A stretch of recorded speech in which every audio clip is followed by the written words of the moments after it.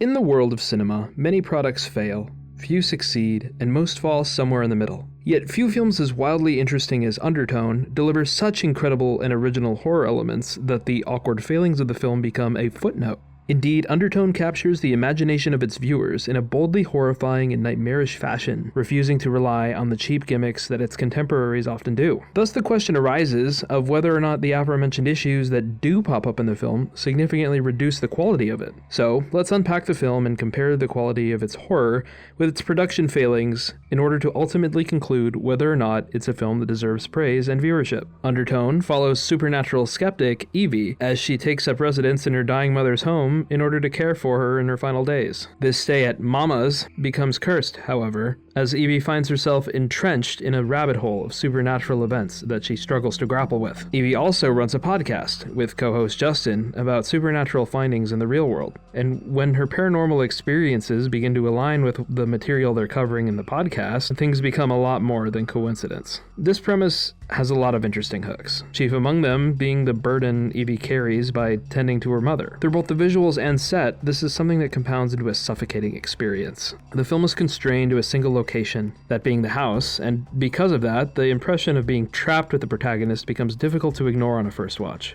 Indeed, feeling trapped is a recurring theme that pops up often, as the feeling of obligation and exhaustion weighs down on the protagonist. Naturally, the unique style in which this film is shot also aids in immersing the viewer in this environment, and especially gives the horror elements a boost. In that regard, the film feels almost symphonic, as it harmoniously drums up fear near effortlessly. The sound design is obviously a highlight, as the film's core identity would suggest, and indeed feels most eerie when contrasted against the quiet, depressing, and yes, horrifying silence with its loud, schizophrenic visuals and audio. See this in Dolby if you can. It's worth the extra cost to get the immersive experience of the sound it has on offer. I promise. Cinematically, the film is also a marvel, as it does things that feel uniquely fresh within the space. Something I love about this film is that it forces you to watch as certain events unfold, and often it feels like you are the main character, with plenty of POV shots and the like. Lastly, the direction on display is fantastic, as director Ian Towson shows that he can craft memorable sequences that feel set apart from contemporary works. Truly, this film is majorly impressive in its production elements, and should be celebrated as a bold new hit in the genre, especially being a directorial debut. However, there are also two major issues holding the film back from true greatness, those being the lackluster writing and acting. To put it nicely, the character writing comes across as alien,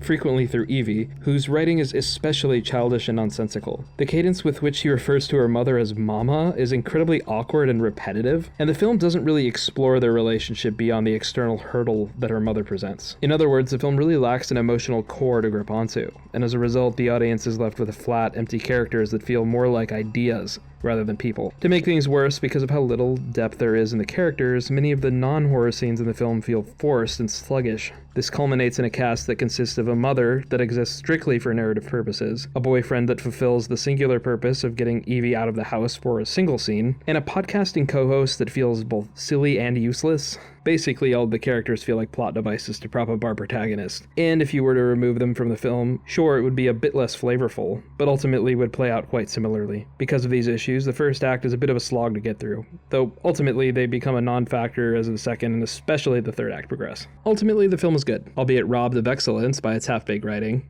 Though, despite its flaws, the film still manages to outperform most horror movies by a country mile. Rarely do these types of films feel fresh and original, not to mention uniquely frightening. And because of these factors, Undertone gets a final score of 7 out of 10. Thanks for watching.